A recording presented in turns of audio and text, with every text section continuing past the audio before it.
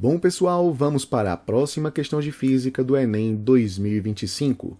Uma questão bem bacana sobre cinemática vetorial. Segundo o princípio da independência dos movimentos de Galileu, sempre que a velocidade resultante de um corpo puder ser decomposta em duas ou mais componentes perpendiculares entre si, cada um desses movimentos poderá ser analisado separadamente, como se os outros não existissem. É esse princípio que nos permite estudar no ensino médio mesmo, né? Lançamento horizontal, lançamento oblíquo, que são situações em que temos velocidades na horizontal e na vertical, componentes claramente perpendiculares entre si, em que nós podemos muitas vezes decompor a velocidade resultante em componentes horizontais e verticais, x e y, sem que uma afete a outra e fazendo com que elas sejam simultâneas também. Esse princípio é muito útil para a simplificação de alguns problemas reais, em 3 dimensões inclusive. Considere um avião que, ao decolar, é instruído pela torre a atingir em 6 minutos, temos aqui o intervalo de tempo, uma posição de 20 km a leste, 20 km a norte e apenas 1 km de altitude em relação ao ponto de decolagem, conforme mostra a figura fora de escala. Imagine-se na cabine de piloto desse avião. Você tem acesso ao sistema de orientação. Você consegue se localizar na direção norte-sul, na direção leste-oeste, e você terá informações sobre a altitude da aeronave, se ela vai subir, se ela vai descer, ok? Voltemos aqui um pouquinho.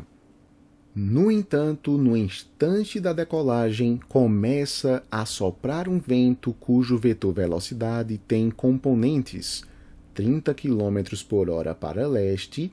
Percebemos que esse é um vento a favor do nosso movimento, porque queremos ir a leste, né? Temos um vento 20 km por hora para sul, esse está contrário ao sentido do movimento que nós queremos, e temos 1 km por hora de cima para baixo. Então queremos ganhar altitude e esse vento está contra o nosso desejo. Comando da questão. Durante a ação do vento, a velocidade v que o piloto deve estabelecer em relação ao ar para que o avião chegue à posição esperada no tempo indicado tem as componentes. Nas alternativas, queremos as velocidades nas 3 dimensões citadas. Temos aqui a direção norte-sul, a direção leste-oeste e também a altitude. Meus queridos, vamos anotar alguns dados importantes. Mas antes, eu quero que você entenda o seguinte. Eu vou fazer um tratamento matemático para as velocidades que o avião deveria desenvolver em cada componente se não houvesse esse vento soprando nessas componentes daqui. Então, nós sabemos que tudo foi realizado em 6 minutos. Nós sabemos que ele deve chegar a 20 km a leste, 20 km a norte e 1 km de altitude deve ser alcançado em relação ao ponto de decolagem. Note que o intervalo de tempo está em minutos e todas as velocidades foram fornecidas em quilômetros por hora. O espaço aqui está em quilômetro. Então, preciso converter esses minutos em horas. Observe que 6 minutos correspondem a 1/10 de hora. Veja, 6 vezes 10 é 60. Então, 6 minutos correspondem a 6/60 de hora, ou seja, 1/10, ou seja, 0,1 hora. Ok, vamos lá.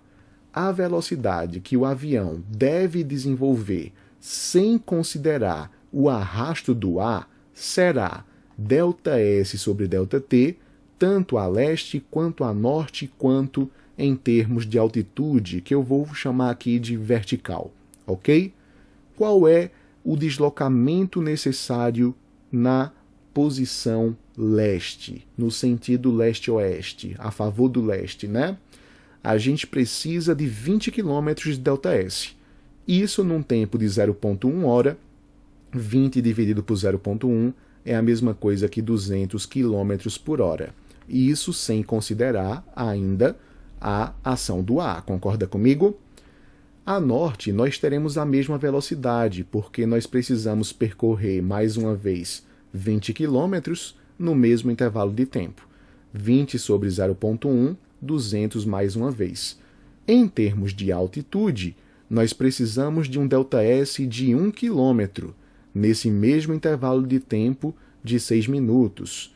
Então, 1 dividido por 0,1 hora, a gente tem aqui 10 km por hora. Agora vamos aos dados do vento.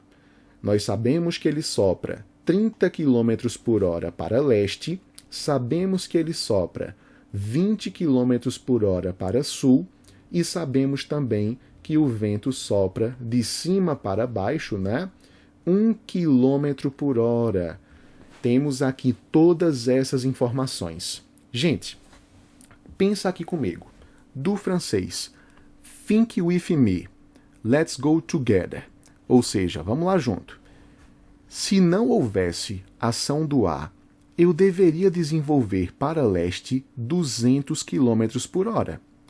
Porém, nós temos um vento soprando 30 km por hora para leste.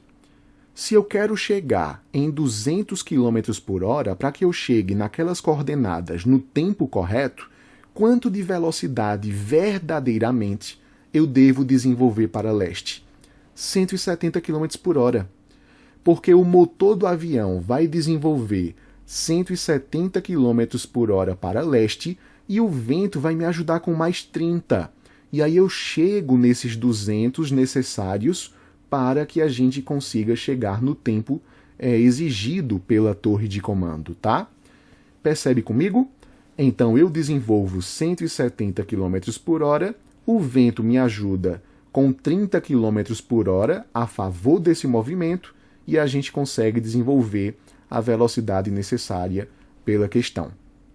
Agora vamos pensar na nossa velocidade para chegarmos ao ponto exigido, mas dessa vez pensando na componente norte-sul.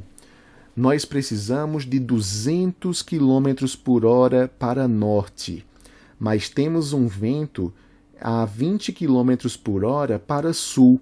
Se eu ponho 200 km por hora no motor, o vento vai me roubar 20 km por hora, porque estão em sentidos opostos.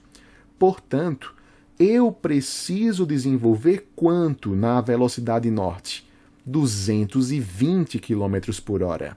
Eu ponho 220, o vento me rouba 20. E aí eu chego com 200 km por hora, onde eu preciso chegar. Então, a velocidade real no sentido norte seria 220 km por hora para que o vento nos tire 20 e a gente tenha uma velocidade efetiva, né, com o desconto do vento, de 200 km por hora, tá certo? Agora, em termos de vertical, se eu subo com 10 km por hora no motor, o vento vai me puxar 1 km por hora para baixo. Então, a minha velocidade efetiva seria 9 km por hora. Então, quanto é que eu tenho de desenvolver nessa direção? Sentido ascendente. Correto se você falou 11.